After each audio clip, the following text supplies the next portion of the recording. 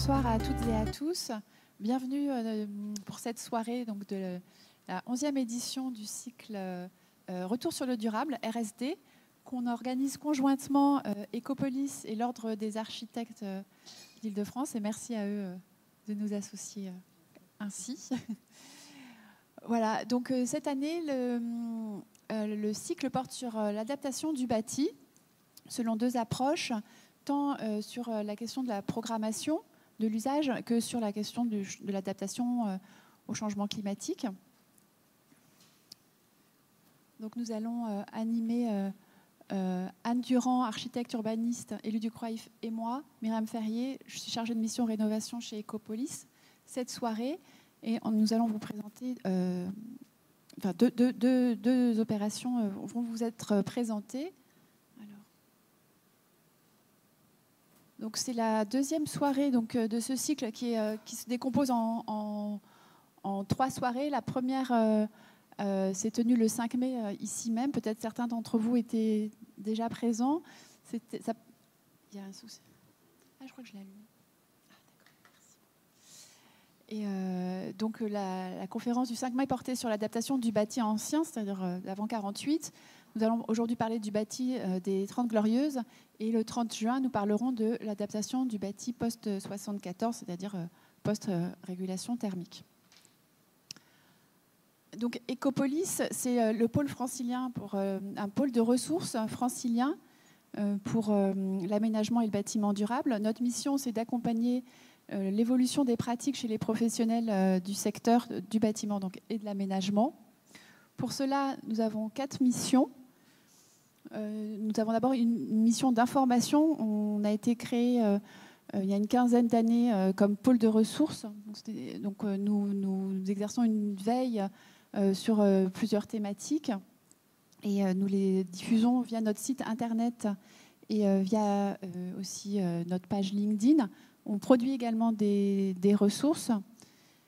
Nous sommes aussi, donc notre deuxième mission, c'est d'animer un large réseau de professionnels à travers des événements comme celui de ce soir et sur les thématiques de notre pôle de ressources. Il y a 4 thématiques. On a un programme d'action sur l'économie circulaire, un sur la rénovation dont je m'occupe, un autre sur l'urbanisme et la santé et un 4e sur les biosourcés. Ecopolis organise également des formations qui sont, dont le catalogue est disponible sur notre site et parfois aussi des formations plus ciblées à la demande. Et enfin, Ecopolis accompagne des projets. Les 2 projets qui vont vous être présentés ce soir ont été accompagnés par les instructeurs d'Ecopolis à travers donc, la démarche BDF, Bâtiment durable francilien. Nous avons également une démarche qui s'appelle Quartier durable francilien, donc qui s'applique à l'aménagement. Notre agenda, donc, nous avons des formations que vous pouvez retrouver donc, sur notre site, comme je vous en parlais. On a des commissions qui sont l'occasion de présenter pour les équipes projets que nous accompagnons, de présenter leurs projets et de répondre de leur choix devant une commission qui va évaluer leur projet. Donc nous avons plusieurs rendez-vous le 5 juin, le 11 juin, le 10 juillet. Nous organisons donc des visites dont les prochaines sont des visites qui portent sur l'aménagement.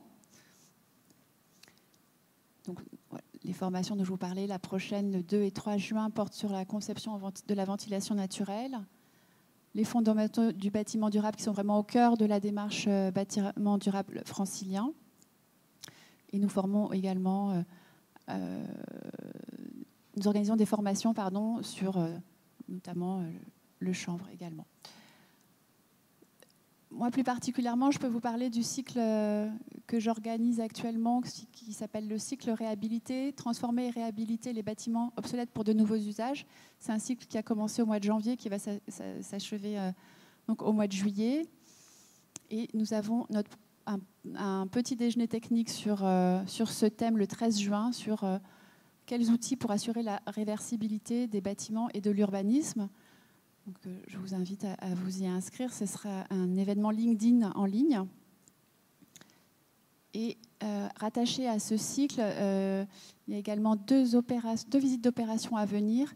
Une à Noisy-le-Grand, il s'agit de transformer un bâtiment des années 80 construit sur dalle avec un mur rideau, là, donc qu'on ne voit plus du tout puisqu'il a été complètement déposé et transformé.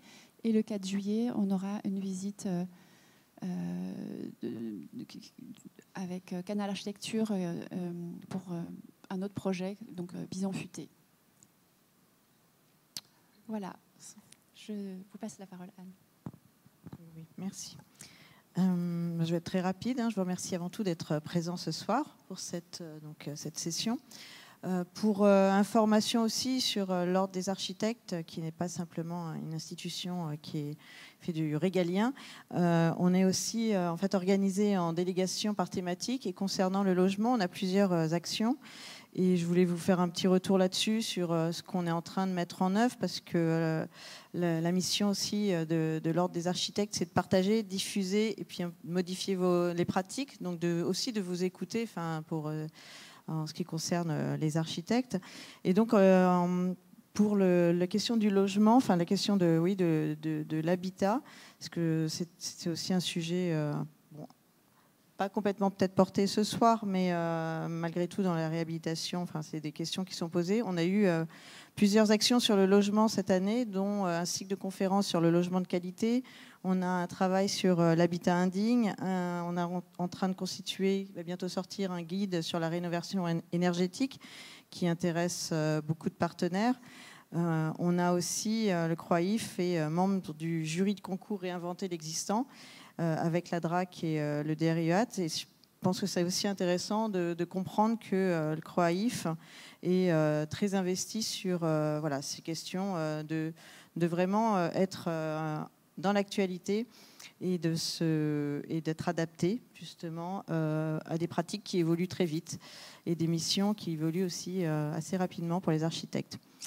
Donc je vais inviter pas les deux équipes, on n'est pas dans un concours, mais on va présenter, c'est pas moi, c'est les équipes qui vont présenter les deux projets sur lesquels ils ont travaillé sur vraiment des adaptations, puisque c'est le titre de la conférence, mais des réhabilitations, des rénovations, je ne sais pas, il y a plein de termes, je vais voir lequel ils choisissent. Parce qu'aujourd'hui, c'est absolument pas un sujet nouveau, mais peut-être que c'est un sujet nouveau dans la manière dont sont réalisés à la fois le programme, les techniques. Et donc, c'est les questions qu'on va poser aux équipes pour savoir comment ils ont procédé, comprendre aussi les freins ou les obstacles auxquels ils ont été confrontés. Donc, je vous invite à venir sur l'estrade pour... peut-être on va venir... Comment ? On va présenter les deux projets. Vous allez venir tous ensemble. On a 4 sièges, donc ça tombe bien. Pour le groupe scolaire, donc Paul Vaillant Couturier, oui c'est ça, à Clichy-sous-Bois, donc dans le 93, qui est mené par l'équipe d'architectes Dietmar Fechtinger, et donc avec Sylvia Georgescu, et accompagné de Martin Cesare, bureau d'études OTIS, qui va nous expliquer leur mission dans ce projet. Et le deuxième projet, c'est Open Source, et l'opération de réhabilitation à Nanterre d'une ancienne école d'architecture en université open source par ITS Vision avec Francesco Marinelli, c'est ça ? ITS. Comme ça, c'est ITS. Et Artelia, qui sera AMO, donc environnement, Laetitia Delot. Excusez-moi, j'ai pas recordé. Voilà, donc bien vous êtes là. Comment on procède ? On va demander, vous avez un micro, oui, chacun. On va commencer avec 20 minutes sur une présentation du projet du pôle éducatif, et ensuite un échange avec la salle. Et ensuite, le deuxième projet, on réitère 20 minutes de présentation. Et nous, on va vous poser un peu quelques questions. C'est vrai que les premières questions qui sont simples peut-être, mais qui permettent de présenter un projet, moi, en tout cas, c'était les questions qui m'interrogeaient sur le processus, le programme, qu'est-ce que c'était avant, qui était l'architecte, et quel est le nouveau programme de ce pôle éducatif dans cette ZAC phare de Clichy-sous-Bois. Et puis allons-y petit à petit. Puis évidemment, on parlera aussi technique sur évidemment toutes les techniques qui ont été adoptées pour les réhabilitations. Merci. Bonsoir. Du coup, pour ceux qui ne connaissent pas, donc la ville de Clichy-sous-Bois se trouve sur la carte assez loin du centre de Paris. Il y a eu un fort enjeu social pour ce projet et la ville elle vient d'être désenclavée par la construction du T4 actuellement et par la future ligne 16. Donc comme on vient de dire, c'est un des projets, c'est un équipement phare de la ZAC du Bas Clichy. Le projet se retrouve à côté du parc de la mairie, un peu au centre de ce nouveau quartier. Qui a en fait ce ZAC qui a pour objectif de créer des trams vertes de transport en fait plutôt en modalité douce et un réseau de chaleur urbain qui va être construit avec cette occasion. Le site aujourd'hui, donc, il se retrouve un peu dans un îlot de chaleur urbaine. Donc, c'est un site très minéralisé par rapport au parc qui vous voyez en haut sur la zone bleue. La cour, elle était en asphalte en fait avant la construction du chantier. Puis le bâtiment, en fait, c'est un bâtiment inauguré en 1967, donc en béton armé, avec une trame rectangulaire. En fait, les bâtiments sont orientés est-ouest, plutôt dissociés sur le site, avec cette forme très orthogonale, avec une façade répétitive, avec des éléments en béton préfabriqué, notamment sur les toitures, des toitures des toits plats plutôt que voilà. Il y a eu des adaptations ultérieures à ce projet. Donc, vous voyez un toit qui avait été rajouté à l'école maternelle que vous voyez à droite. Les fenêtres ont été changées en 2017. Voilà, notre enjeu, c'est de reconstruire, en fait, de faire une extension sur ces projets et de rénover le projet existant, donc en gardant les deux écoles, l'école élémentaire qu'on appelle l'ancienne école élémentaire que vous voyez à droite et à gauche, et l'école élémentaire à droite. Il y a eu des bâtiments annexes qui ont été démolis sur le site pour permettre la construction du nouveau projet. On s'est confronté par les mêmes problèmes qu'on retrouve sur des bâtiments de ce type, comme la découverte de l'amiante, apparente dans les coffrages des poteaux en béton, mais aussi un peu cachée sous l'échappe des salles de classe, par la découverte d'une peinture qui contenait du plomb. Donc il y a une grande partie de désamiantage et de purge de cette école pour arriver à retrouver aujourd'hui presque rien que la structure. Donc les deux images que vous voyez en bas qui nous permettent aussi de montrer du béton apparent. On a aussi travaillé sur le sol existant. On a décapé le sol de l'école pour donner lieu à la végétation, pour lutter contre cet îlot de chaleur que vous avez vu dans la première page. Donc en rouge, les bâtiments qui ont été démolis pour la création du nouveau projet. Donc on a pris le parti de construire des liens entre les deux bâtiments parce qu'un des enjeux, c'était que le programme, en fait, il manquait des espaces. Et il manquait aussi des connexions. Donc les enfants rentraient dans la cour pour rentrer dans les deux bâtiments. Du coup, il y a des connexions est-ouest qu'on crée par le pôle administratif que vous voyez au sud et par le bâtiment central qui contient les deux restaurations pour élémentaire et maternelle. Donc le bâtiment conçu comme un peu une ville ouverte, un bâtiment ouvert sur la ville jardin. Donc au lieu d'avoir ce site très minéralisé, on découvre aujourd'hui des jardins dans tous les cours.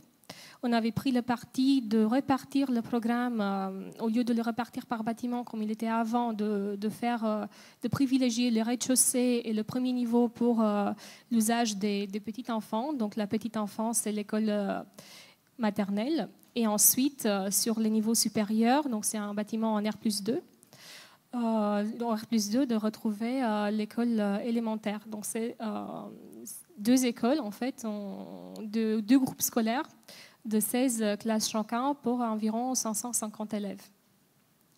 Ensuite, le bâtiment au sud, je ne sais pas s'il n'y a pas un pointeur, non? Dans le bâtiment du sud qui se retrouve vers le bas de l'écran, c'est le pôle administratif qui fait le lien entre le pôle petite enfance et les deux écoles. Et au centre, en fait, le réfectoire. Et une des idées du concours, ça avait été de faire ce lien en remontant les cours des maternelles au premier niveau. C'est-à-dire que les enfants qui sont en élémentaire, ils descendent vers le rez-de-chaussée, et les maternelles, en fait, ils ont leur réfectoire et leurs cours de plein pied. En jeune, c'est des salles d'activité mutualisées et ainsi un pont de santé sur l'axonométrie de repérage. Et il y a aussi, on a aussi intégré des locaux périscolaires. Cette école va être ouverte, donc une des enjeux de la mairie, c'était d'ouvrir l'école en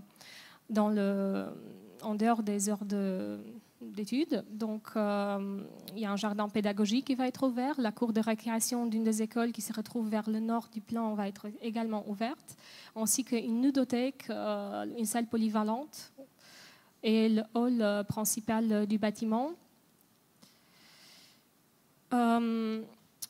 Il y avait aussi le manque de ce bâtiment. En fait, on n'avait pas une façade, une image de cette école. En fait, les deux bâtiments s'orientaient perpendiculairement à la rue. Du coup, on a créé cette nouvelle façade pour avoir un bâtiment phare du ZAC. Et cette façade s'ouvre, donc il y a une grande partie en ouverture vers l'espace public par le hall principal et par la salle polyvalente.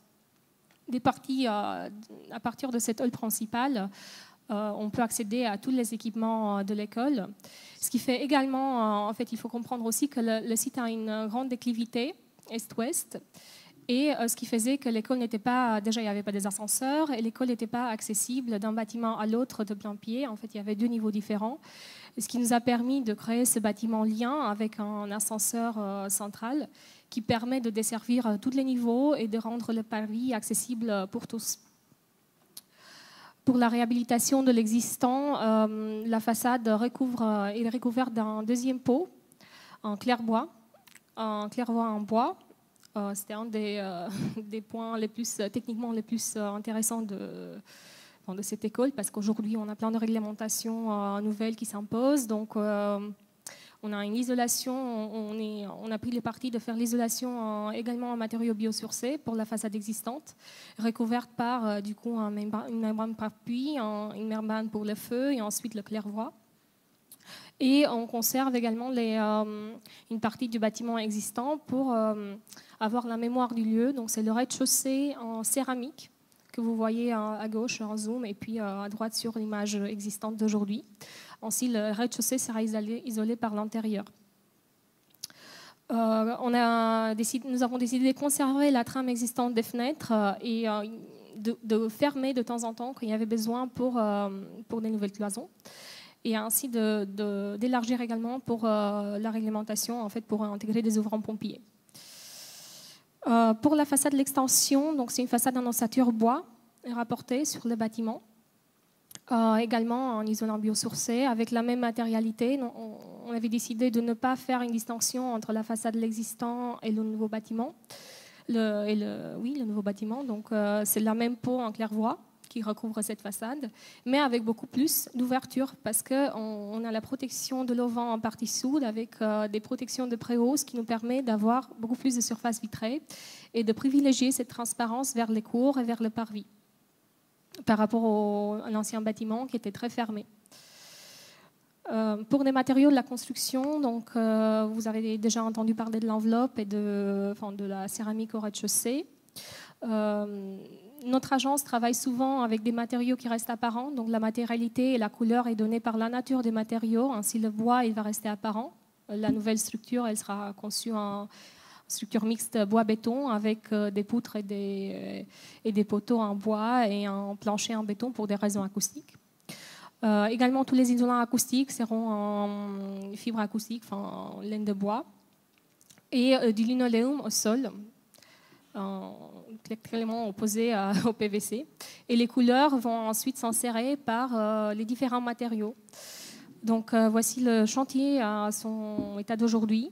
Donc avec l'école existante qui vient d'être, les ouvertures ont été fermées, le béton a été coulé, donc il y a du béton pour rigidifier le bâtiment, et vous voyez la structure bois qui vient d'arriver, les poutres, les assemblages, et une partie de la façade que vous voyez en partie basse avec son pare-brise qui arrive déjà préfabriqué. Pour les espaces antérieurs, donc on privilégie des circulations ouvertes par cette paroi épaisse qui sert aux enfants comme un espace de rencontre avant les cours, avec des alcôves qui permettent d'insérer la lumière dans les circulations et de créer des espaces pour s'asseoir ou des porte-manteaux. Et pour les salles de classe, on a aussi le bâtiment était très rigide avant, donc il y avait une trame très serrée. On privilégiait beaucoup les salles de classe et aujourd'hui, on parle beaucoup plus de flexibilité. Du coup, on a dû insérer dans la structure existante des portiques afin d'ouvrir 2 salles de classe antérieurement fermées et de créer des salles dédoublées avec 3 salles, 3 petites salles et des parois mobiles. Et aussi dans ce projet, ce que je trouve très intéressant, c'est qu'on emploie le mobilier existant. Donc on réutilise l'équipement des mobiliers pour trouver une partie d'identité pour les élèves, aussi pour des raisons écologiques. Et ces piétements des mobiliers, ils seront ensuite... donc il y aura un code de couleur qui va répondre à chaque salle.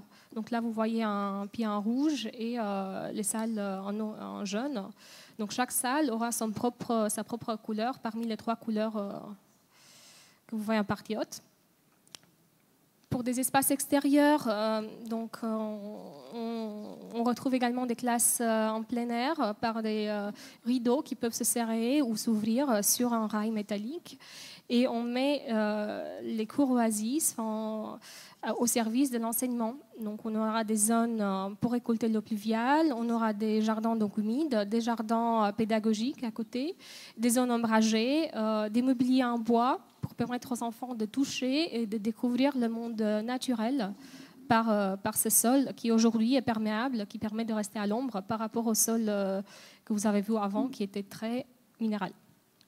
Je laisse la parole à Martin. Donc, bonjour, Martin Cesaré pour le bureau TIS, qui est bureau d'études sur l'ensemble du projet et notamment pour mon cas pour l'environnement. Je vais rapidement revenir sur les espaces extérieurs avec notamment un projet qui a souhaité amener beaucoup de végétation et de biodiversité sur le site. Donc au travers des toitures végétalisées qui ont entre 15 et 30 cm selon de terre selon les endroits, le verger pédagogique et également les cours oasis avec des jardins de pluie. Et également, il y a des noues paysagères qui sont présents le long de l'école. Donc ça, c'est un double objectif, c'est à la fois combattre les îlots de chaleur, bien sûr, et également gérer un maximum les eaux pluviales sur la parcelle. Donc on traite l'ensemble des pluies courantes sur la parcelle sans rejet au réseau. Et pour les pluies les plus importants, on a un rejet sur le réseau, mais qui est du coup limité de par les systèmes qui ont été mis en place sur le projet. Concernant la construction, donc on a souhaité, et la maîtrise d'ouvrage a souhaité une construction qui soit le plus bas carbone possible, sachant qu'on était encore en E+C- à l'époque, la RE20 n'était pas passée. On a du coup utilisé 2 leviers, on l'a dit, la conservation de l'existant, puisqu'on a 80% de la structure du bâtiment existant qui est conservée, et ainsi que les menuiseries qui étaient relativement récentes. Donc ça, c'est autant de déchets qui sont pas produits et de matériaux qui ne sont pas utilisés pour remplacer ces structures-là. Et pour ce qui est des bâtiments existants, on atteint le niveau 2 du label, les nouveaux bâtiments, excusez-moi. L'extension, on atteint le niveau 2 du label biosourcé grâce aux planchers terrasses qui sont en mix bois-béton, aux murs et aux murs en ossature bois avec l'isolation biosourcée, et les planchers intérieurs qui sont en CLT. Donc voilà, ça fait un impact sur la construction qui est 949 kg de CO2 par mètre carré, c'est pas très parlant, et globalement c'est, je pense, surestimé par rapport, puisqu'on était encore à une époque où on n'optimisait pas beaucoup les ACV parce qu'il n'y a pas le besoin. Donc voilà, donc ça c'est sur la partie matériaux, mais il n'y a pas que ça pour faire un bâtiment bas carbone. Un bâtiment bas carbone, c'est aussi par son usage, une certaine sobriété dans l'usage qu'elle doit se faire. Donc pour ça on utilise le réseau de chaleur de la ville de Clichy qui va être un réseau de chaleur qui est relativement bas carbone, enfin qui est même bas carbone. Il n'y a pas de rafraîchissement actif sur le projet. On utilise la ventilation naturelle avec la protection des façades qui sont équipées de brise-soleil orientable. Bien sûr, l'éclairage est en LED, basse consommation, avec une gradation de la lumière et une détection de présence.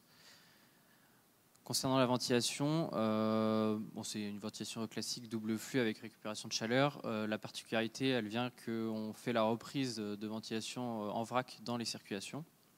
On y reviendra à la slide d'après. Et voilà, il n'y a pas de production d'énergie sur site pour le coup. Donc la ventilation, j'en reparle rapidement. On a fait le choix d'une ventilation débrayable avec pour objectif d'utiliser un maximum la ventilation naturelle lorsque c'est possible, lorsque les températures sont adaptées, donc ni trop chaud et ni trop froide. Cette ventilation naturelle elle est associée avec une sonde de CO2, donc si jamais on remarque que le débit n'est pas suffisant pour renouveler l'air correctement, la ventilation mécanique se met en route et avec du coup une reprise en vrac dans les circulations, ce qui permet de faire des économies importantes sur la quantité de matériaux sur les réseaux et sur les émetteurs et les reprises. Ce qui d'ailleurs n'est pas valorisé dans les ACV puisque ce sont des lots forfaitaires encore en E+, et moins. Donc là, on atteint du coup largement le niveau E3 du label E+, et moins sur l'opération et on valide ainsi également le label Effinergie. Et on respecte bien sûr l'ART existant pour le bâtiment rénové. Concernant le confort, on atteint des niveaux de confort qui sont très satisfaisants puisque on a 94% des heures d'occupation qui sont situées, donc c'est avec le diagramme de Givoni qu'on a réalisé cette étude et qui du coup le bâtiment est considéré 94% du temps confortable sans ouvrir les fenêtres et à 100% des heures d'occupation lorsqu'on ouvre les fenêtres, donc avec un peu de ventilation naturelle. Et pour le scénario caniculaire, on a un peu plus d'heures d'inconfort, mais avec la possibilité de rajouter des dispositifs de rafraîchissement actif plus tard sur le projet. Voilà. Bon, voilà, ça conclut la présentation de notre côté.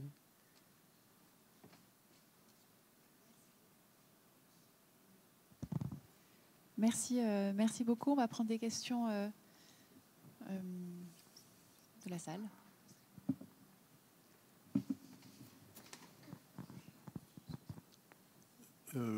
Oui, c'est une question un petit peu bébête, j'allais dire.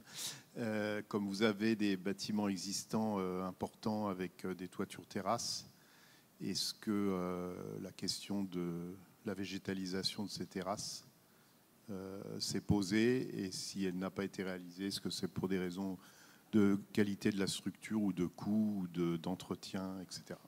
Oui, justement, merci beaucoup pour cette question, parce que j'avais oublié de dire que toutes les terrasses non accessibles seront végétalisées et une partie des terrasses accessibles pour les enfants, on a la cour de récréation, sont partiellement également végétalisées. Et c'est une partie de projet sur laquelle on tient et on a réussi à maintenir cet enjeu.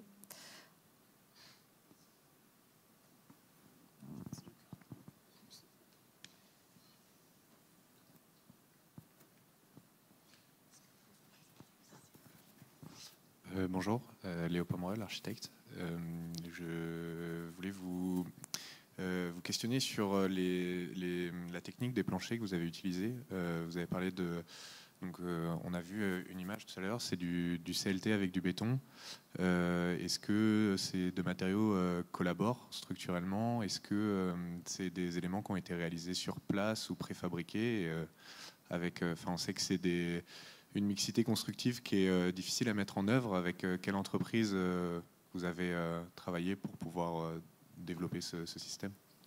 En fait, le système qu'on a utilisé, c'est en fait nous ce qu'on souhaitait, c'est avoir l'apparence du CLT en plafond. Et d'ailleurs, le bois va rester visible, donc on demande un travail très soigné de la part de l'entreprise. Du coup, le CLT, pour ce projet, il y a un lieu de coffrage perdu, si vous voulez, donc ça n'a pas un rôle structurel, Martin, si je ne me trompe pas. Tu me confirmes. En fait, on partit sur un système de poteaux-poutres. Donc, ce qui fait que les poutres en bois, ils tiennent le CLT. Et ensuite, au-dessus du CLT, on coule le béton qui a un rôle structurel, donc la dalle de béton. Donc, il n'y a pas beaucoup d'enjeux. Structurellement, c'est la dalle de béton qui reprend les charges et les poutres en bois. Et par contre, ce système est avantageux pour ce type de bâtiment en raison acoustique. Parce que sinon, sur un système CLT avec des poutres en bois classiques, si vous voulez, il faut rajouter une chape. Donc, cette chape-là, en fait, structurellement, ça prend beaucoup de place.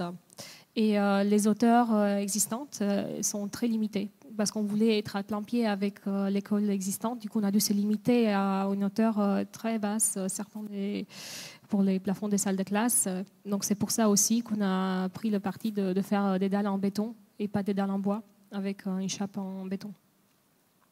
Je ne sais pas si j'ai répondu. Et après pour l'entreprise, donc on travaille en groupement avec 3G Construction qui ont l'entreprise bois. Aujourd'hui, il a changé. En fait, c'était je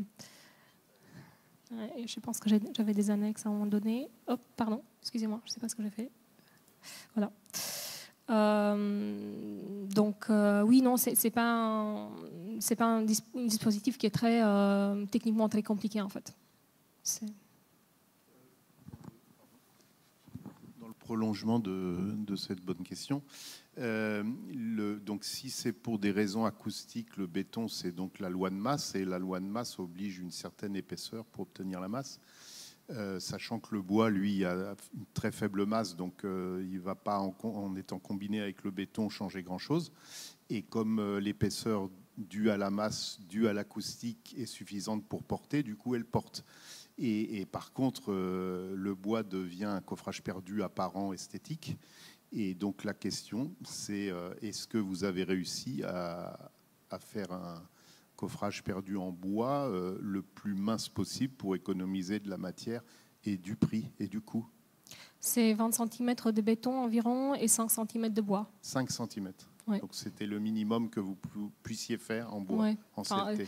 Disons que c'était le maximum, minimum et maximum parce qu'on a voulu employer le maximum possible du bois, mais en même temps rester acoustiquement conforme. Donc ça a donné un peu ce mix.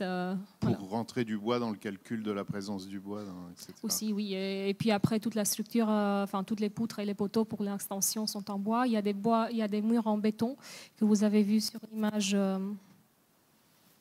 Je sais plus. Dans la construction, donc c'est là, voilà. Donc les poutres et les poteaux sont tous en béton, mais effectivement il y a des parois aussi qui sont en béton, mais il y a des parois qui sont en béton pour des raisons acoustiques aussi entre les deux salles de sport par exemple, ou pour les cages d'escalier, pour le contrevendement du bâtiment. Et du coup, pour éviter les fuites de l'étance, vous avez étanché les panneaux de CLT avec des scotch. C'est ce qui est demandé. Et puis ensuite, il y a quand même un contact entre le bois et le béton qui est plus ou moins glissant, enfin qui n'est pas collaborant. Mais donc il n'y a pas eu de problème de fuite de l'étance dans cette exécution? En fait, disons que ça c'est l'état du chantier il y a 2 semaines, donc j'espère qu'il n'y aura pas de problème. Enfin, ce qui est demandé, justement, c'est bien isoler les joints pour ne pas avoir... Il faut savoir aussi que l'entreprise, c'est une entreprise locale, une petite entreprise, donc ce n'est pas un grand groupement. Et on a été surpris, en fait, par... on a eu des difficultés lors du chantier, évidemment, comme toute autre entreprise, mais on est surpris par leur vouloir de bien faire. La volonté de bien faire le chantier. Vous voyez les bétons, en fait...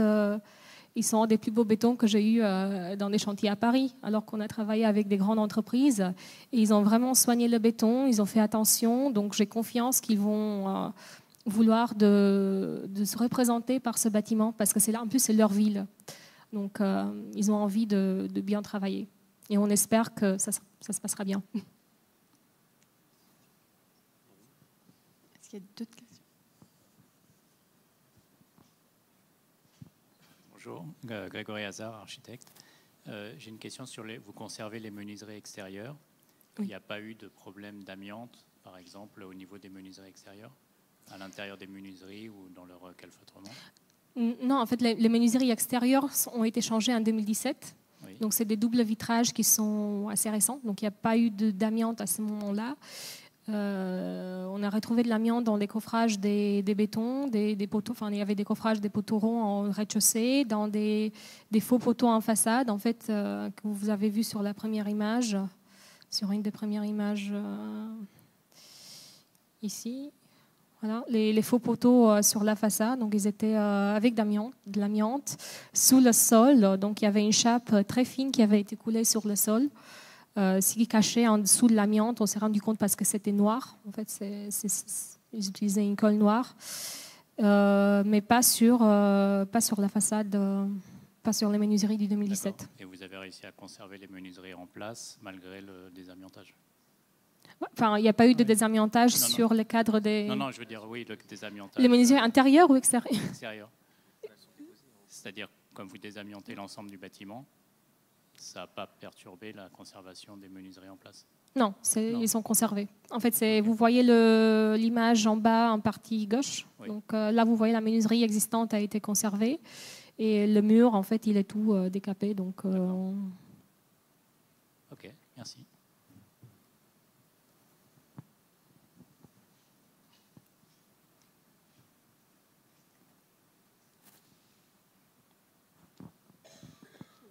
Bonsoir.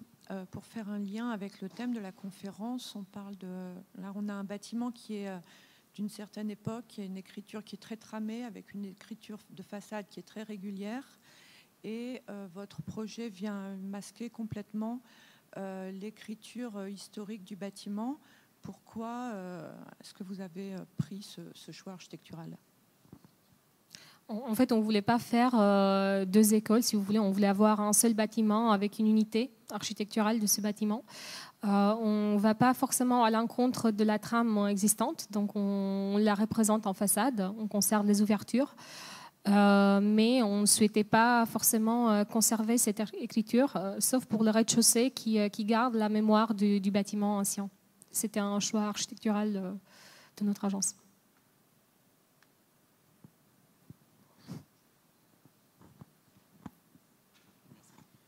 Oui, bonsoir. Moi, je vais revenir juste sur l'implantation au départ, sur le plan masse. Qu'est-ce qui a fait que vous avez privilégié une augmentation de l'emprise? Est-ce qu'il n'y avait pas une possibilité de surélévation des existants? Honnêtement, je ne pense pas qu'il y avait une possibilité de surélévation. Certes, par rapport au PLU, en fait, je pense qu'on n'était pas limité, mais par rapport aux élèves... honnêtement, je trouve, en fait, pour les petits enfants, de ne pas monter 3 niveaux, mais juste de monter un seul niveau et d'avoir la cour de récréation en plein pied, c'était un grand avantage pour nous. Donc, on voulait conserver, en fait, cette idée d'accessibilité pour les enfants, de ne pas surélever les bâtiments. Et je ne pense pas, on n'a pas eu de diagnostic structure, je pense, aussi poussé dans la phase concours, mais je ne pense pas que l'élévation, c'était quelque chose de souhaité. Et puis après, on reste dans une échelle architecturale qui est plus proche aux enfants. Donc, on ne fait pas un bâtiment de 4 niveaux. On était limité. On ramène la lumière dans les cours. Parce qu'avec un bâtiment un peu plus haut, du coup, on risquait de ne pas avoir assez de lumière dans les cours de récréation. Et bon, c'est vrai qu'aujourd'hui, en fait, le bâtiment s'en sert entre les bâtiments des très grandes hauteurs, des logements. Sauf que dans les ZAC, il y avait aussi prévu de reconstruire les bâtiments que vous voyez en face, donc d'avoir une hauteur plus basse de ces bâtiments, à une échelle plus humaine. Du coup, ce n'était pas vraiment quelque chose qu'on souhaitait avoir, un bâtiment grand devant ces logements.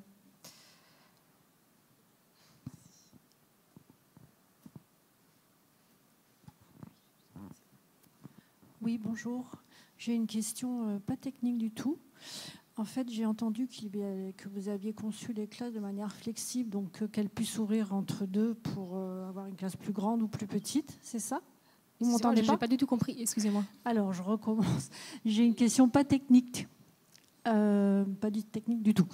J'ai compris que vous aviez conçu des classes qui étaient flexibles, donc qui peuvent s'ouvrir pour avoir une classe plus grande. Et j'ai aussi entendu que vous aviez prévu des classes en plein air au moyen de rideaux qui pouvaient s'ouvrir. Je voulais savoir, j'ai peut-être loupé le début, mais je voulais savoir si ça faisait partie du programme ou est-ce que c'était votre initiative et du coup, comment l'architecture pouvait impacter la pédagogie. En fait, les classes flexibles, donc c'est ce slide-là, ça faisait partie du programme. Ça nous avait pas été imposé d'avoir des classes à cet emplacement-là. Le choix architectural de démolir une des cloisons, c'était le nôtre. En fait, c'était pas un choix du programme. C'est juste qu'en termes de surface, en fait, on voulait pas construire davantage. Du coup, ça permettait en fait de garder en fait dans le même volume les salles de classe. C'est pour ça en fait les parois qui ont été démolies et puis reconstruites en cloisons mobiles. Par contre, les salles de classe extérieures, c'est une des idées de notre collaboratrice Isabelle Allégret, que vous avez vu en première page. Elle a le marché immobilier pour cette école. Et ça faisait pas partie du programme, et c'est quelque chose qui avait été beaucoup apprécié en fait par la maîtrise d'ouvrage en conception. En fait, ça a venu un peu plus tard parce qu'il y a un deuxième marché immobilier. Et surtout, c'était en lien avec les cours de récréation plantés. Et pour que les enfants puissent être dans la nature. C'est pas des vraies salles de classe. En fait, les rideaux ne sont pas du tout acoustiques. C'est des rideaux très transparents, mais ça permet une fermeture et ça permet aux enfants de se retrouver à l'ombre, pas forcément en silence.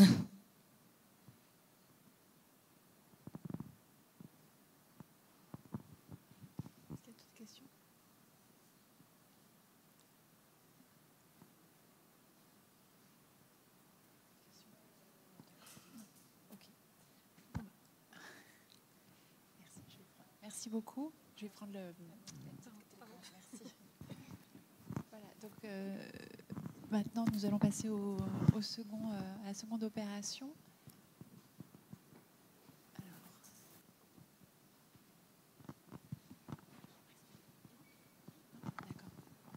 Donc c'est l'université open source qui se trouve à Nanterre. Et donc ce sera Francesco Marinelli de HITS Architecture qui va présenter cette opération avec Laetitia Velobe, qui est accompagnatrice BDF et responsable du pôle conception environnement chez Artelia. Donc, à vous.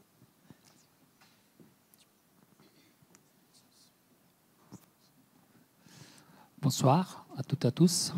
D'abord, je voulais remercier l'Ordre des architectes de France et Ecopolis de nous avoir invités à présenter ces projets, ces challenges du projet en Nanterre. Donc, il s'agit de la régénération architecturale et urbaine de l'ancienne école d'architecture, qui peut-être quelqu'un de vous a étudié, à Nanterre. C'est un projet à 18 000 mètres carrés. Et c'était un projet lauréat en 2019 du processus concours en 20 ans la métropole du Grand Paris 2. L'histoire de ce lieu commence en 1958, quand les ministres des Affaires culturelles de l'époque, André Marot, décide de trouver une solution au bidonville qui s'était réalisé à côté de la Défense, et donc de reconstruire et régénérer ce lieu avec un nouveau quartier autour d'un parc qui s'appellera André Marot. Et là, on voit une photo de 1972 avec la Défense dans le fond, en construction, et les parcs André Marot en construction, avec l'école d'architecture et les bâtiments de logement autour. On voit aussi les tours Ayo. Ces bâtiments, c'était conçu par l'architecte Jacques Calitz et Roger Salem.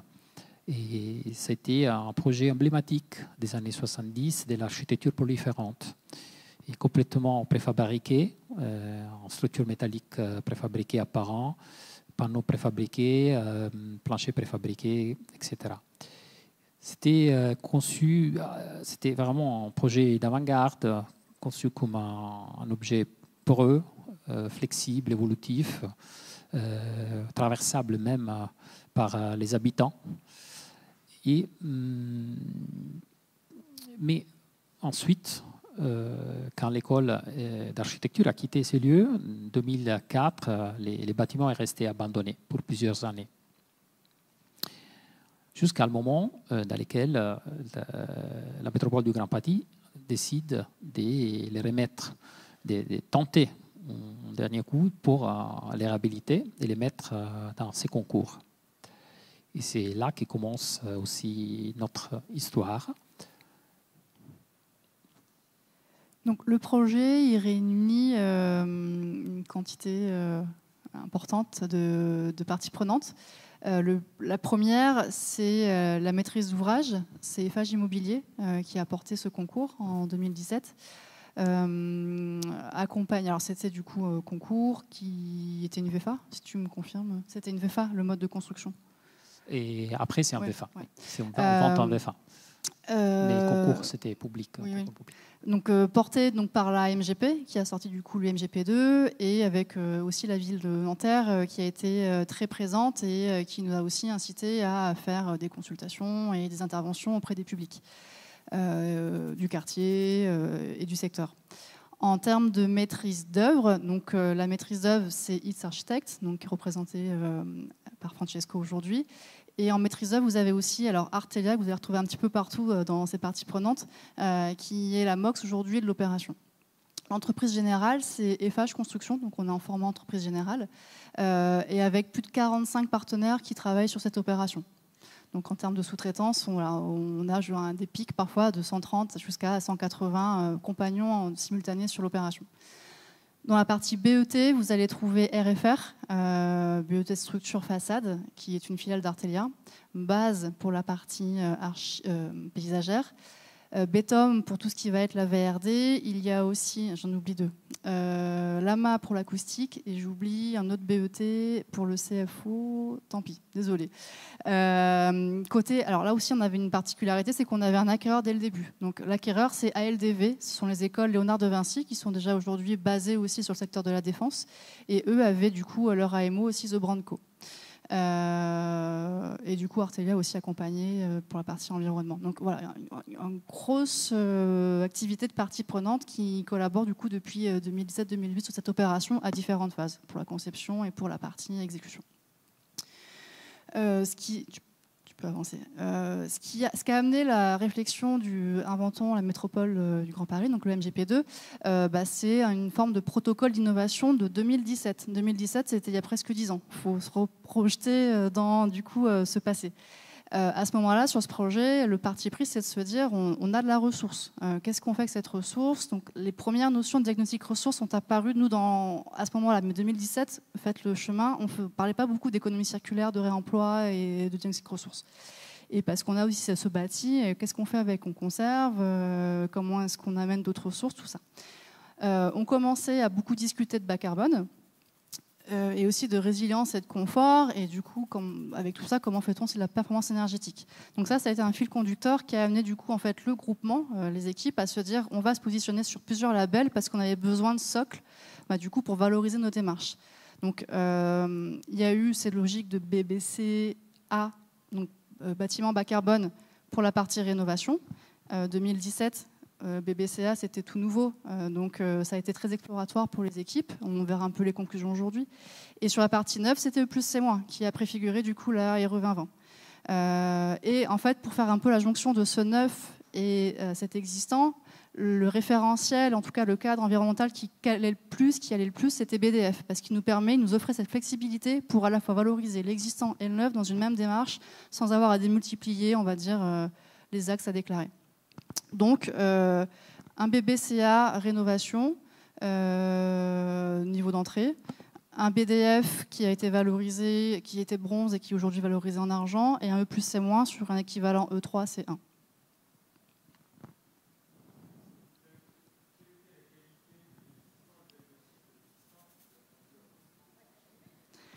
On va en parler peut-être. On va parler après. On en parle au fur et à mesure. Alors, voyons en détail le projet, comme ça vous aurez aussi plus d'éléments pour les questions. Donc, nous l'avons développé selon deux axes principaux. La reconnexion au site, parce que c'était un enclave qu'on l'a trouvé, et à travers un travail au sol, dans les flux, dans les connexions, dans les espaces publics, et une réactivation du site à travers le nouvel programme, donc les pôles Léonard de Vinci, et qui c'était en fonction tout à fait pertinente par rapport à bâtiment précédent. Et donc, pour amener ce lieu à participer et à ce qui était à l'époque une cité culturelle avec tous les autres bâtiments en équipement public tout autour du parc. Donc, là, on voit une image du projet avec une réhabilitation du bâtiment et l'extension. On passe de 10 000 m² du bâtiment à 18 000. La partie à gauche vers les logements, on l'a réhabilité. Et la partie à droite, on fait cette extension avec 3 volumes qui se projettent vers les parcs. Dans les projets, on a voulu poursuivre les principes de l'architecte du projet d'origine, des flexibilités, évolutivité, porosité et des continuités avec les parcs. On a cherché aussi de le faire à travers les lunettes d'aujourd'hui, donc de toutes les questions environnementales. Donc, on a créé une continuité végétale avec les parcs, avec une végétation au sol, dans toutes les terrasses, aussi sur les toitures avec les panneaux photovoltaïques et même à l'intérieur du bâtiment. Ça, c'est un schéma assez clé qui explique plusieurs stratégies du projet en termes environnementaux, en termes programmatiques et en termes aussi architecturaux. Donc, on a gardé et ramené le bâtiment à son état d'origine, donc la partie à gauche, vous voyez en vert clair. Au milieu, on a gardé que la structure métallique, qui c'est un peu le principe spatial du projet de Jacques Calitz. Et là, on accueille l'Agora. Et ensuite, la partie en vert foncé, c'est l'extension avec 3 volumes. On va le dérouler, mais ça vient aussi expliquer la stratégie de matérialité qu'on a sur l'opération. Donc ça a des déclinaisons sur le programme, sur les choix techniques, structurels, constructifs. Pour faire un petit focus sur le programme, ayant en tête du coup un peu ces 3 petits îlots que vous avez vus, mais du coup on se trouve avec une programmation qui va à la fois traiter, alors on est contraint, on a cet existant qu'on conserve partiellement, qui a des hauteurs sous plafond, donc on ne peut pas faire ce qu'on en veut. Les salles de classe, ce n'est pas idéal. Donc en fait, on a gardé cette partie qu'on appelle calice, qui est la partie verte, qui est du coup la réhabilitation d'existant, pour la partie plutôt bureau, administration, du coup, du staff, de l'équipe ALDV. Dans la partie du coup neuve, ces 3 plots, on va y retrouver tous les locaux d'enseignement, du coup beaucoup plus à même à avoir des hauteurs sous plafond plus grandes, et on a besoin de les retravailler. Donc ce sont ces 3 plots qui sont venus accueillir ces éléments du programme. Et en rez-de-chaussée, qui est aussi la partie du coup conservée, là on va retrouver une logique plutôt de circulation, d'accueil en fait des publics, où vous allez avoir du coup les passages qui peuvent se faire entre chaque du coup grand lot du programme, et vous allez aussi avoir des espaces plus partagés. En fait, le projet il est aussi ouvert aux riverains, aux externes, et vous allez retrouver du coup en rez-de-chaussée une agora, les amphithéâtres accessibles du coup qui peuvent être en tout cas partagés aux riverains, une salle de sport, une cafétéria je crois qui est ouverte aussi. Enfin voilà, vous allez retrouver plusieurs espaces comme ça, et du coup cette forme initiale existante est venue aussi structurer le programme, ou le programme est venu structurer les formes. Je ne sais pas comment le dire, mais... et là, du coup, c'est pour vous expliquer aussi cette logique de flux qu'on retrouve, du coup, sur la partie basse du bâtiment, où on peut passer, du coup, d'un îlot à l'autre. Voilà. Un autre choix très important de l'équipe, c'était de réduire au maximum la présence de la voiture. Donc en fait, on n'a que des places pour les PMR. Pour le reste, on n'a que des mobilités douces, donc à pied, à vélo. Et pour éventuelles voitures et parking, on utilisera des parkings des bâtiments à côté qui sont pour la majorité vides. Voici une image de l'entrée principale. On voit bien le travail de porosité visuelle avec les volumes, et aussi le travail sur les espaces publics. Ça, on est vraiment en dehors de la parcelle. On verra après comment on a travaillé sur ce sujet. Ici, une image de l'Agora. On voit bien la structure métallique des Calitz mise en valeur, avec une verrière qui amène la lumière naturelle et de la végétation à l'intérieur. Toujours des percées visuelles vers l'extérieur. Donc la nature rentre dans les projets aussi à travers ces percées. Ici, un autre schéma important. Donc on voit bien la volonté de garder le maximum de la structure métallique existante, où on pouvait, carrément, c'est un projet de réhabilitation, c'est toujours un équilibre entre choix techniques, économiques, fonctionnels, etc. Et pour la partie neuve, un système mixte de planchers où on utilisait chaque matériau à la bonne place. Donc, le bois pour son poids physique, parce qu'on est aussi sous carrière, et carbone. Les bétons pour l'inertie thermique et l'acier pour la portée, donc pour mettre la flexibilité dans les temps. On en reviendra dans la partie technique sur la matérialité. Là, vous voyez par exemple une image du chantier, on voit bien les mixités des matériaux utilisés. Quelque chose, on voyait aussi dans les projets d'avant, on va dire, toute l'intelligence de ces projets qui ont l'ambition environnementale importante, c'est de mélanger les différentes techniques et les différentes solutions. On voit bien les solives en bois, le plancher en béton, la structure métallique et même la façade en ossature bois. Tout ça, ça permet une évolutivité des planchers, parce que nous, on ne peut pas prévoir tout. On doit concevoir un bâtiment qui puisse évoluer dans le futur, et que donc ça ne devient pas obsolète, on espère, et donc l'évolution des étages. Pour ce qui concerne la façade des bâtiments neufs, on a des coursives qui desserrent bâtiments à l'extérieur, donc permet d'étendre les classes d'enseignement, mais aussi de gérer toute la sécurité incendie. Et la façade, c'est une sorte de voile en lame des bambous qui protège thermiquement les bâtiments. Voici une image à côté, une image de synthèse et l'image du prototype du chantier. Ici, on arrive à la partie plus complexe de ces projets, c'est l'existant. Donc là, on a voulu vraiment essayer de garder l'image d'origine, carrément avec des matériaux un peu plus contemporains. Donc on a utilisé l'aluminium réfléchissant. Mais comme vous voyez, on a fait un grand travail sur garder l'écriture de cette image de structure métallique apparente. Là, comme vous voyez dans cette image à gauche des synthèses, à droite, prototype des chantiers, on arrive à garder cette idée de structure métallique apparente aussi si le projet tel qu'il était, c'était un passoire thermique et un gros souci en termes de sécurité incendie. Donc après, on verra plus en détail comment on s'est débrouillé pour arriver à faire ça. Le choix de maintenir la structure existante a aussi imposé en fait, le choix de la matérialité sur la façade. On n'aurait pas pu mettre ce qu'on voulait. On avait une structure légère avec très peu d'épaisseur. Donc on a fait le choix du confort avant de choisir éventuellement peut-être la meilleure réflexion autour du carbone ou de la matérialité. Mais c'était une équation économique et technique à faire. Exactement. Et ici, on arrive dans la partie de l'agora, donc la verrière qui couvre l'agora. Aussi, il y a un autre enjeu d'innovation. Donc là, on a utilisé une verrière en coussin d'éteffet. L'éteffet, c'est un matériau plastique 100% recyclable, très, très légère. Donc c'est une des raisons pour lesquelles on l'a choisi. Sa légèreté, donc pour ne pas alourdir la structure existante. Sa capacité de changer les facteurs lumière du jour à l'intérieur et donc la thermique. En fait, il y a différentes chambres. Selon les gonflages et dégonflages de ces chambres, on peut superposer ou décaler les sérigraphies et donc changer l'apport de lumière. Tout ça, associé en ventilation naturelle et associé en plancher actif, ça permet de faire respirer l'agora sans forcément avoir une climatisation. Et donc, c'est un système assez vertueux d'association de plusieurs éléments.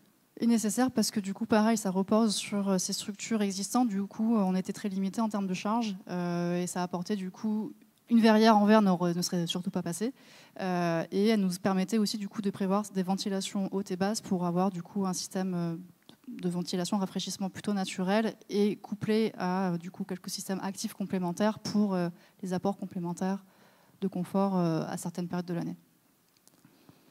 Si, ça c'est qui ressemble un peu le matériel pour que vous puissiez l'imaginer. Ici, on voit une image de synthèse de la verrière. Après, évoluer, c'est une image de concours. Et venons aussi à l'approche un peu paysage urbaine. En fait, si d'un côté, on a voulu prolonger les parcs dans les projets à travers la végétation, et dans l'autre manière, à l'inverse, on a voulu aussi prolonger les projets dans les parcs. Dans deux manières. Déjà, en approche, on est sorti du lot, donc à travers aussi un PUP, donc un projet urbain partenariat avec la ville. On a pu concevoir en concertation avec la ville et bien sûr les paysagistes, les espaces publics qui seront réalisés ensuite, et tout le raménagement de la placette à côté, de la rue. Et dans l'autre sens, on a vraiment prolongé le projet à travers un système d'écriture des cellules qui sort vers l'extérieur et qui permet de gérer cette dégradée dans la partie minérale intérieure vers la partie végétalisée extérieure. Donc en fait, il y a eu attention, chaque cellule peut accueillir de la végétation ou des assises ou différentes fonctions.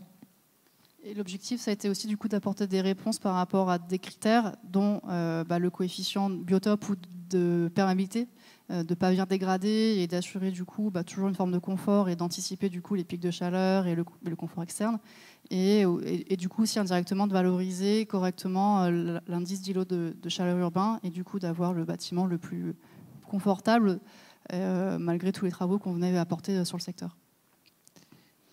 Et là, on a géré effectivement aussi toute la question des chaleurs, la question des perméabilités du sol. Donc en fait, on n'a pas perméabilisé plus par rapport aux bâtiments existants.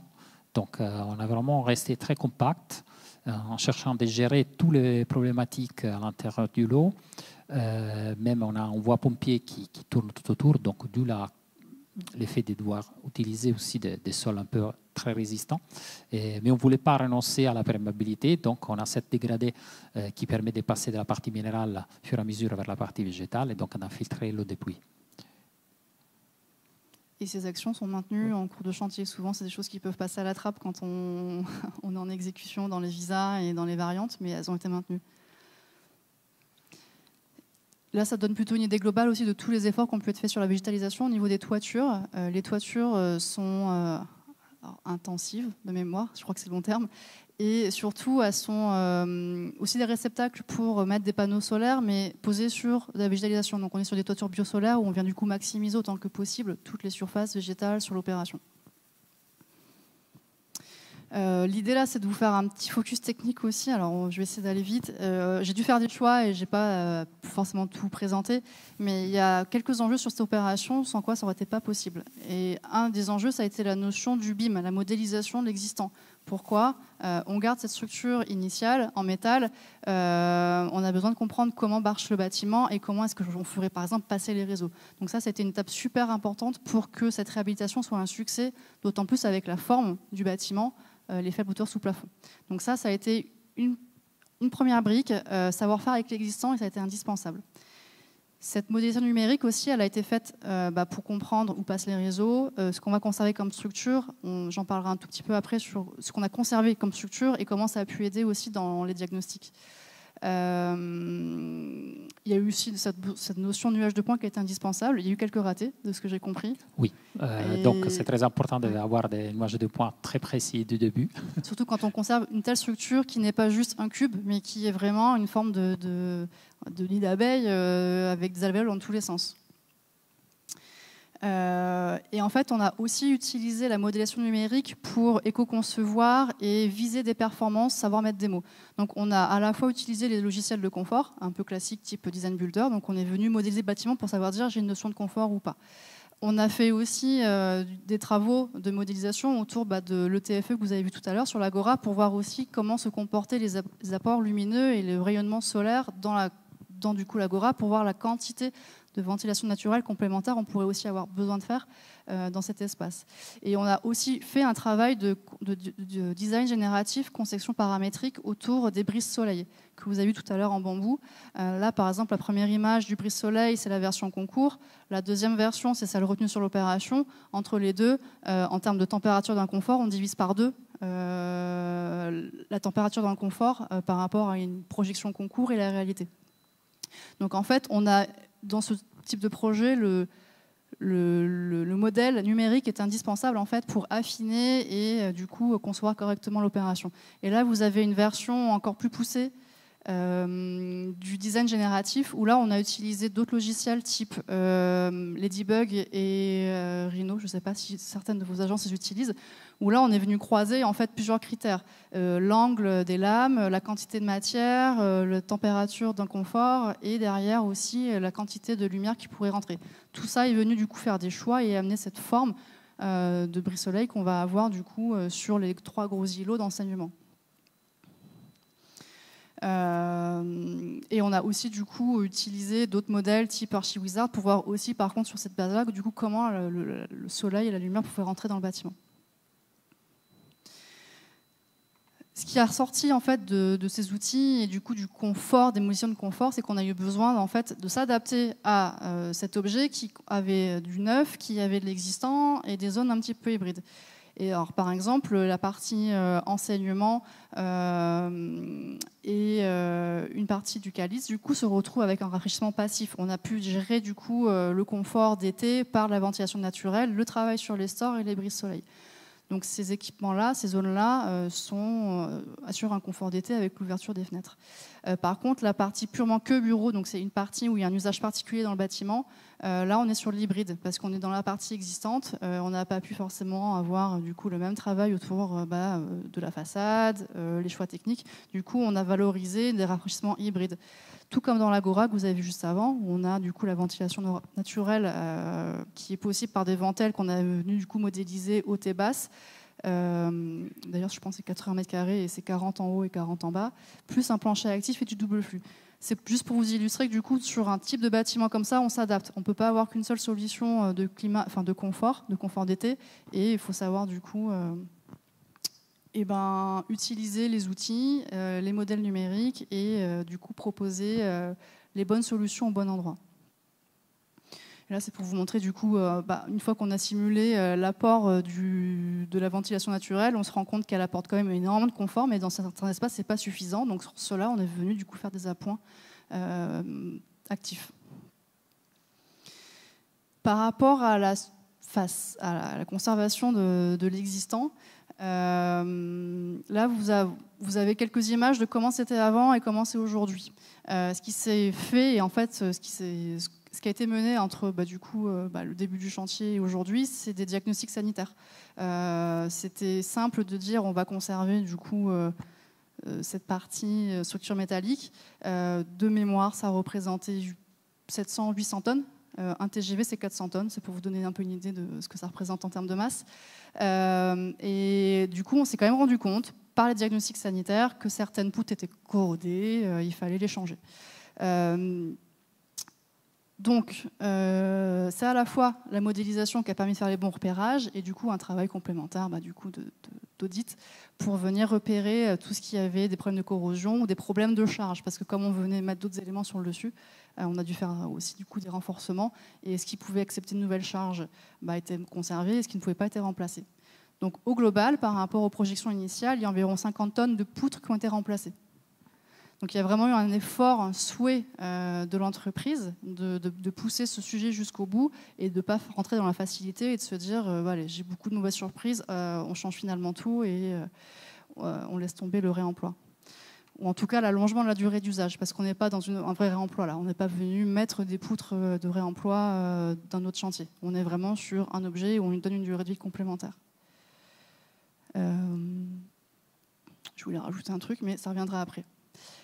Et une des réponses aussi à ce projet, donc à tous ces problèmes à tous ces enjeux et défis de matérialité, en fait l'entreprise n'avait pas prévu au début de faire autant de préfabrication. Et en fait ils se sont rendus compte, Eiffage, qu'au fur et à mesure que l'exé avançait, en tout cas la synthèse au début, ils ont pris le parti en fait de faire beaucoup de préfabriqués sur l'opération pour faciliter en fait les assemblages et la qualité de mise en œuvre. Du coup, on va se retrouver, alors c'est une liste, là je vais vous la lire, mais en fait on a une quantité de prémures, de prédales alvéolaires, d'escaliers en préfabriqué, de charpentes complémentaires, parce que vous avez bien vu dans la partie avec les 3 parties enseignement, il y a une charpente métallique qui vient du coup en façade supporter la structure. Donc ça, c'est du neuf. Il y a toutes les solives intérieures, donc toutes les poutres, les gradins, les escaliers. Tout ça, en fait, est venu, les garde-corps, les coursives. Tout ça est venu, en fait, amener des solutions techniques et de facilité de mise en œuvre sur l'opération pour réussir, en fait, à avoir, du coup, la meilleure mise en œuvre possible, des rapidités d'exécution. Oui, question de planning, question d'économie, question de limites logistiques. Oui, là on voit peut-être des questions plus techniques relatives à la façade. Là, ça vous illustre le fait que sur la façade du coup réemployée, on ne pouvait pas mettre ce qu'on voulait en termes de façade, de mur. On avait très peu du coup d'épaisseur disponible pour du coup venir fermer et faire le. Il y a eu un gros effort vraiment technique pour garder l'image. Donc, les poutres résistantes ont dû l'isoler. C'est qu'il était à l'extérieur. On ne pouvait pas isoler par l'intérieur, vu les contraintes de terre. Et donc, l'isolation extérieure aurait effacé l'image du bâtiment existant. Et c'est pour ça qu'on a après protégé l'isolant avec une sorte de poutre, de fausse poutre, qui permet de réécrire, de garder cette écriture suture métallique. Chose qu'on a fait aussi à l'intérieur, peut-être l'image après. Voilà, ça à gauche l'image historique, à droite, donc on a gardé les poutres existants apparents avec un gros travail sur la sécurité incendie. Donc on a appelé des experts très, très poussés de sécurité incendie pour mélanger des peintures intumescentes avec du flocage. Et là on voit les poutres existants apparents avec un plafond rayonnant qui s'intègre. Ça fait un peu la synthèse sur la préfabrication, mais ça a été une vraie solution en fait, pour limiter les nuisances, maîtriser la qualité et la pénibilité. Ça, c'est un des bilans qu'a pu nous partager EFAGE. Ça ne limite pas à cette échelle de projet, de volume, la quantité de rotation de camions sur un chantier, parce qu'on parle de telle quantité qu'en fait, on ne va pas avoir moins de livraison. Mais sur chantier, en tout cas, les opérations se passent plus facilement.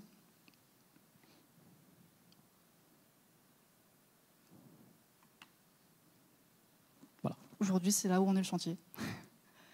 On en a du coup quoi, c'est aux 2 tiers du chantier à peu près. On est aux 2 tiers du chantier en termes de planning. Après, il y aura une accélération. Toutes les élévations sont finies. Ce qui n'est pas encore en place, c'est les toitures végétalisées par exemple, mais ils ont déjà commencé à monter les complexes pour mettre les panneaux photovoltaïques. Là, on voit les coursives monter. Ils sont arrivés avec des morceaux de 12 mètres. C'était monté au fur et à mesure. Ça, c'est l'agora. La structure métallique de l'agora conservée. Donc, il y a aussi des grosses complexités à garder la structure pendant qui ont réalisé les restes des bâtiments, les classes d'enseignement. Là, on voit bien le montage des brise-soleil qui s'est fait en chantier. Donc, il y a encore une fois, il y a un mix des constructions hors site et constructions sur site. Donc, il arrive les garde-corps avec les éléments pour attacher les brise-soleil qui sont montés directement sur site. Voilà. Merci beaucoup. On va passer aux questions.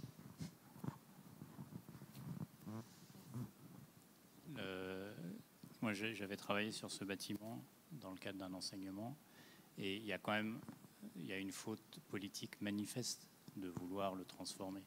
Moi, je veux dire, c'est la débauche de moyens d'intervenants qui est mise en œuvre par rapport au bâtiment qui existait.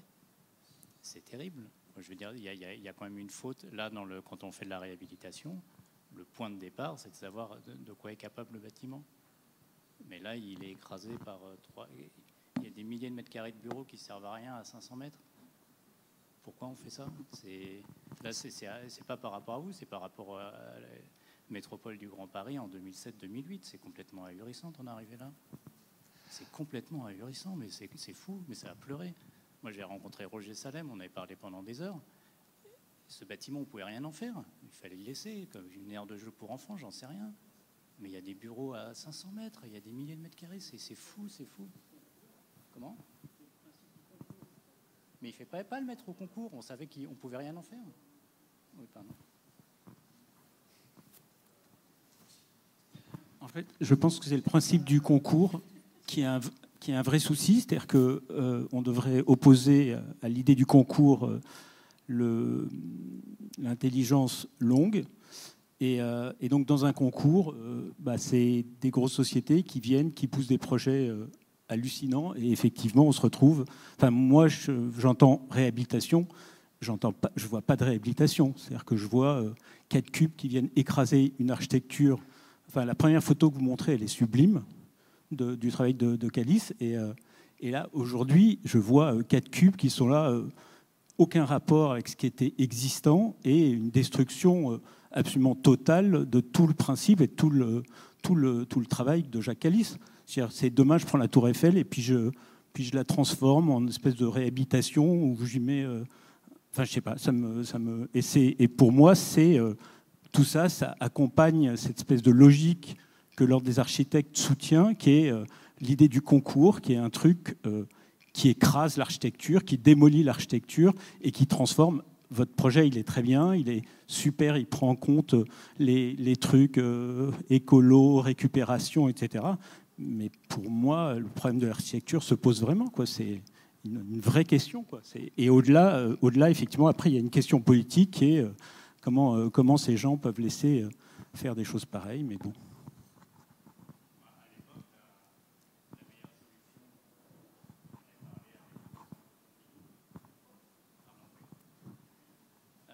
À l'époque où j'en avais parlé avec le Centre Pompidou, parce que moi, la meilleure solution, ça me semblait être de le transformer, qu'il l'achète et que ça soit un bâtiment pour le CCI, par exemple, le Centre de création industrielle, parce qu'il était destiné pour ça. C'est une œuvre d'art, on ne peut pas y toucher. Ça faisait 20 ans qu'il y a des problèmes de sécurité incendie, et après, il y a eu 18 propositions pour le transformer en autre chose, dont aucune n'a abouti. Et il faut en tirer des conclusions. Désolé, vous en prenez pour votre grade. Non, c'est un lieu de débat. Non, mais c'est un lieu de débat. Non, mais si, c'est. Mais en fait, on rentre personne n'y est pour rien et en même temps. On rentre dans le vif du débat. Je veux dire, la ville, il faut qu'il évolue, qu'il se transforme. Et il faut choisir effectivement les outils et la manière d'aborder ces problématiques. Donc, une manière, c'est effectivement de prendre le bâtiment tel qu'il était, de le garder tel qu'il était. Aussi, il a des problématiques par rapport à la réglementation d'aujourd'hui assez importante. Donc, déjà, dans la partie qu'on a conservée, nous, on a fait un grand effort pour la conserver telle qu'il était. Parce que si on prend la réglementation thermique, la réglementation en sécurité incendie, ce n'est pas possible de le faire. Donc, bien sûr, si l'État il se prend en charge ça, il le transforme en monument, comme la Tour Eiffel. La Tour Eiffel, c'est un monument. Donc, on décide, oui. Mais dans les cas où ça, ce n'est pas possible, c'est un peu l'histoire de cette école, malheureusement, si on veut. Il y a eu plusieurs projets, jamais un équilibre entre fonction économique et évolution des bâtiments. Et donc, ça, c'était une possibilité d'évolution de ces bâtiments, qui, bien sûr, s'est transformé comme s'est transformée la ville. C'est normal. Et il y a beaucoup de bâtiments historiques qu'on transforme. On garde une partie et on accepte la transformation. Je vais peut-être répondre sur la question de l'Ordre des architectes. Je pense que vous leur en donnez beaucoup de pouvoir. Je n'ai pas tellement compris finalement votre question sur le fait qu'on défendait les concours. Ben, si, c'était à la fois... Bon, je veux bien que vous...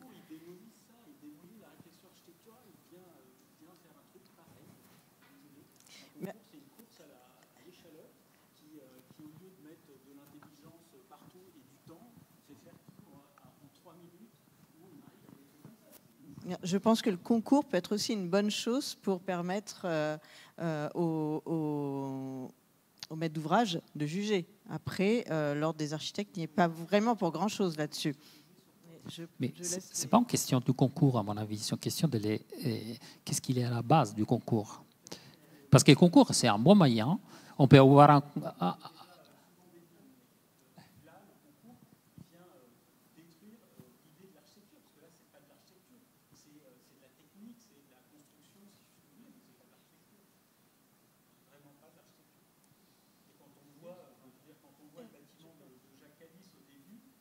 fait ce que vous en faites, c'est ça une erreur, hein, mais c'est pas de l'architecture, ce n'est pas de l'architecture, c'est de la technique. Vous avez d'ailleurs parlé de voix, de machin, de logiciel, de ceci, de cela.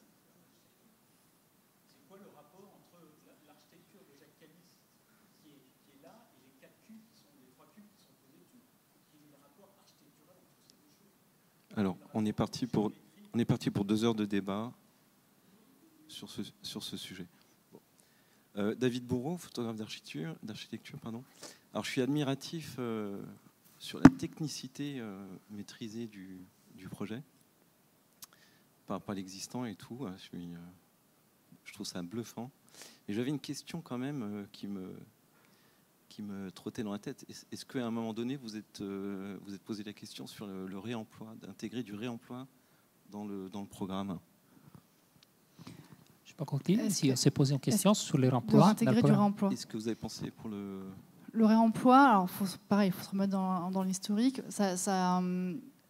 Initialement, il y a eu un diagnostic ressources, où du coup, Réavi à l'époque, du coup 2018, est venu faire un diagnostic pour un peu estimer ce qu'il y avait du potentiel. Avec le savoir qu'on avait à cette époque-là, pour oser se prononcer sur de l'économie circulaire et du réemploi, avec tous les freins qu'on a aujourd'hui, objections architecturales, bureau de contrôle, assurance, etc.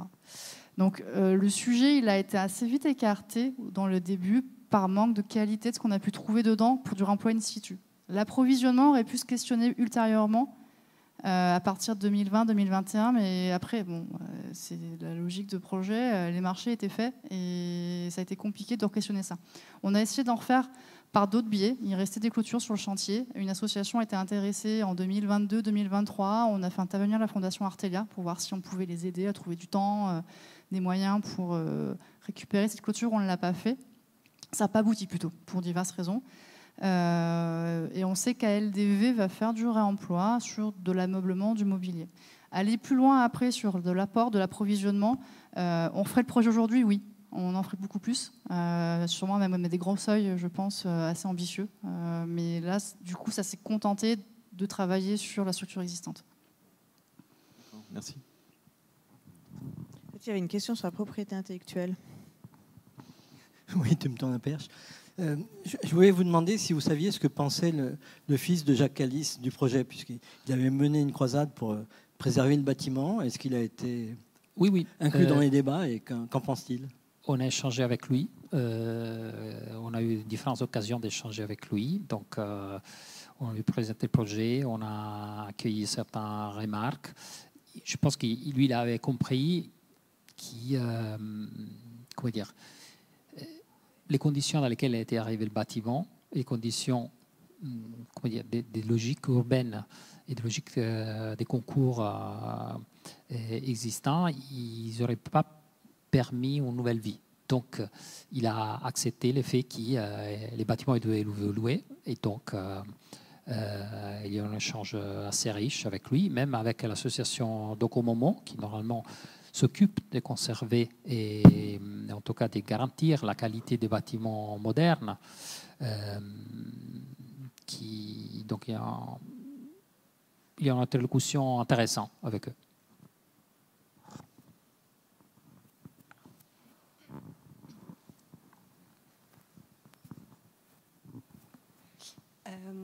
Mis à part de choix architectural qui a été fait, je vous félicite pour le qualité d'études menées sur ce projet assez complexe.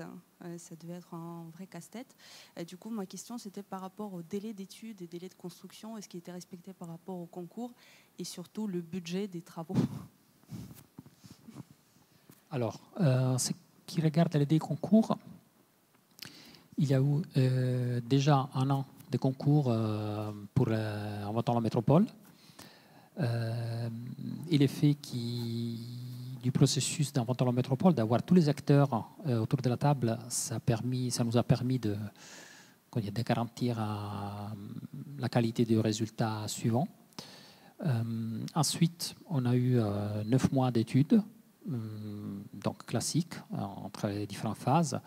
Après, on a eu une période de 2 ans de stop pour des questions administratives.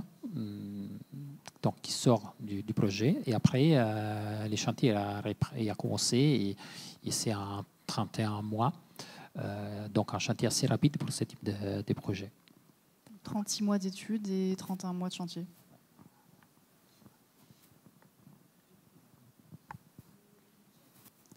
Les budgets, donc le budget c'est 77 millions.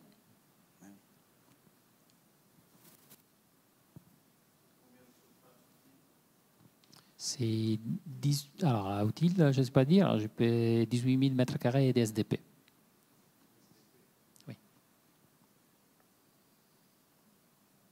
Oui, bonjour, monsieur Léon, architecte aussi. Moi, j'avais une question juste sur le programme, sur le fond du programme. Est-ce que... Ouais, pardon, excusez-moi. Monsieur Léon, architecte. Moi, je m'interrogeais sur le programme. C'est des bureaux? C'est quoi non, le programme, c'est une école. C'est une école supérieure. Il y a une partie des bureaux, que c'est dans la partie existante. Comme je disais, c'est la partie qui... Mais les cubes, enfin les extensions... Les extensions sont des classes d'enseignement. Des classes d'enseignement. Privé, public? L'école, c'est privé. C'est les Paul Léonard de Vinci. Et le financement, il est en... Comment il est... Quelle partie publique-privée? Comment ça fonctionne? Parce que c'est vrai qu'il y a des interrogations. C'est une opération privée. C'est une opération privée. Complètement privée. Okay. Ah oui, ok. Donc c'est pas tout à fait pareil.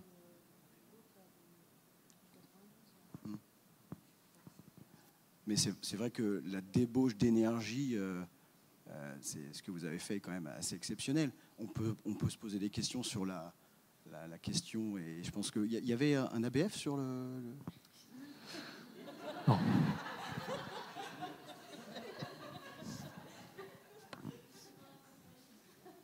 C'est pas classé.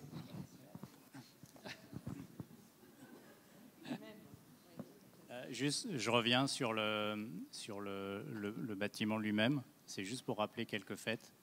Donc, ce bâtiment, c'est un bâtiment qui s'inscrit dans toutes les théories biologiques de la fin des années 60, début des années 70. Le site où il est, tout le parc est issu des déblais de la Défense.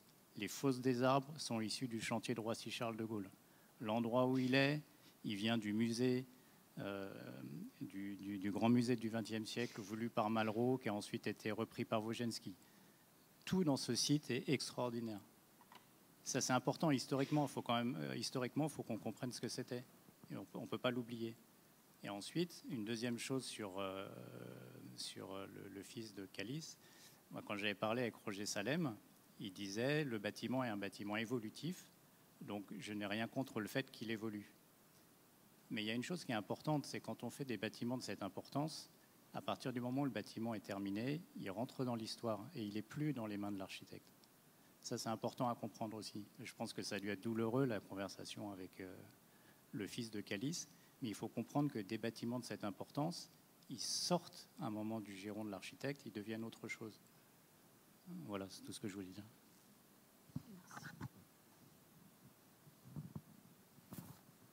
Merci. Sophia Zahi, architecte. Moi, en entendant tout ce que vous dites là, je me dis que ce bâtiment est surtout un super exemple de ce qu'on peut appeler un patrimoine en flux. Donc votre projet arrive à un moment de sa vie, et peut-être que l'erreur de ce programme qui a été pensé est d'avoir été pensé pour l'enfermer quelque part dans ce programme, alors qu'on voit bien que c'est une structure qui est un peu un maillage, qui peut être évolutive, qui peut être très complexe à faire ça, mais peut-être que c'est l'étude qu'il fallait faire d'abord, pas vous exactement, mais la réflexion préalable autour de ce projet aurait été due s'orienter peut-être vers la structure, et vous lui avez prolongé la vie de cette structure, vous l'avez renforcée, mais peut-être qu'il fallait justement réfléchir à ce que votre projet ne soit qu'une étape, et dans la vie de cette structure, et qu'on puisse réfléchir à ce que votre projet puisse être vite démontable. Peut-être qu'il est, parce qu'on voit bien qu'il y a des solutions qui peuvent être réversibles, mais c'est un peu tout le sujet de tout ce qui est patrimoine un peu aujourd'hui. On se dit, on a du mal quelque part à le sortir de sa mémoire, mais en même temps, on ne peut pas être dans du gaspillage ou dans du déperditif et le laisser et le considérer en tant qu'objet. Et en même temps, on a un peu de mal à avoir les connaissances ou peut-être le temps ou l'effort à faire pour réfléchir sur un temps extrêmement long. Et ça nous fait revenir ce que vous disiez avant. En fait, peut-être que vraiment le concours, la forme du concours n'est pas adaptée à la réhabilitation, à la restructuration. Et d'ailleurs, on le voit aujourd'hui dans les marchés publics, il y a énormément d'autres formes de marchés négociés, etc. On se rapproche un peu plus à la maîtrise d'ouvrage pour essayer de trouver des solutions communes, parce que même la maîtrise d'ouvrage n'arrive pas à savoir ce qu'elle peut faire de ce bâtiment. Donc il y a l'établissement du diagnostic demande tellement d'énergie et de collection de données. Et donc nous, on est censé être des architectes qui s'orientent plus vers comment on peut analyser ces données pour avoir un inventaire des possibles et l'examiner sur le temps long. Juste à vous écouter, on a l'impression qu'on a fait une catastrophe et qu'on a rasé le bâtiment. Enfin, non. Mais regardez quand même qu'il y a peut-être plus... Non, mais... Ok, non, mais juste, la transformation amène ça. Un projet qui, au bout de 30-40 ans, rien ne s'est passé. Il faut peut-être à un moment aussi, tant pis, c'est peut-être le concours, se poser des questions et voir comment on peut transformer le bâti et l'accepter. La transformation du bâti, on la voit au quotidien, nous, Il y a combien de bâtiments aujourd'hui, alors qui n'ont peut-être pas cette signature architecturale, mais qui évoluent, qui sont complétés par des façades qui sont très particulières, mais qui donnent aussi leur charme. J'entends le débat, mais on n'est pas venu quand même, je pense, arriver là en 2017 avec un projet où on ne s'est pas posé de questions, il n'y a pas eu X réflexions sur quoi en faire. L'État s'en est peut-être pas saisi.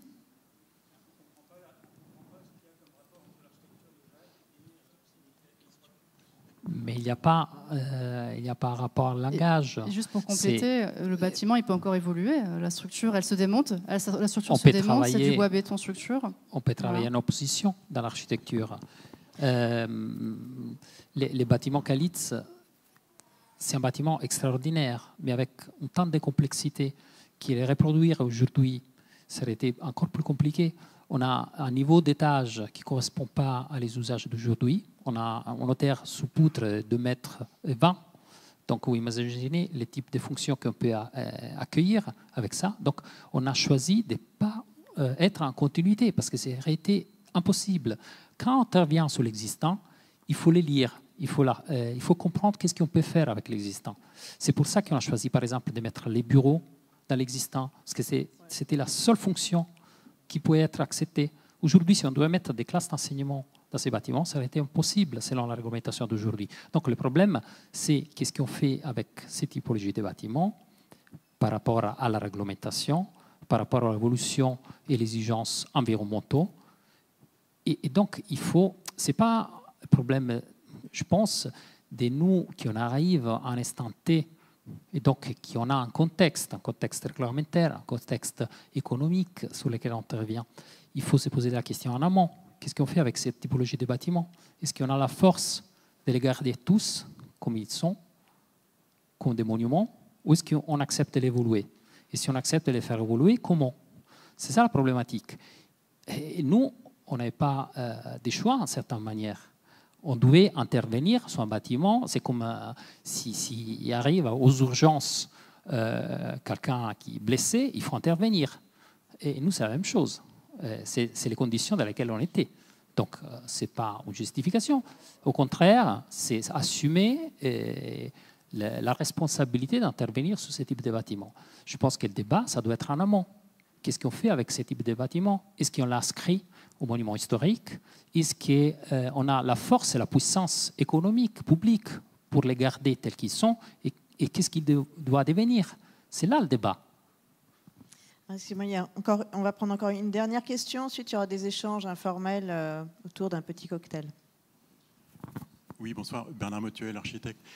En fait, j'ai une réflexion, ce n'est pas une question, c'est plutôt une remarque qui s'adresse essentiellement aux organisateurs, au CROAIF. Parce que quand on voit le thème de la soirée, retour sur le durable, adapter le bâti, J'ai l'impression que les deux exemples qui nous ont été présentés ne sont pas, à mon sens, dans le thème, enfin, ce n'est pas forcément le plus approprié pour le thème. Voilà.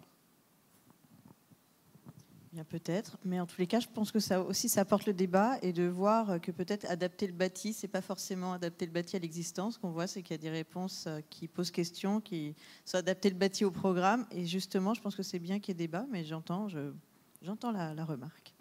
Je vous propose de passer, enfin de clore, parce que je vois qu'il y a beaucoup de questions encore, mais peut-être qu'il y en a certains aussi qui veulent se libérer, et peut-être de continuer les échanges autour d'un verre. Merci à vous. Merci beaucoup.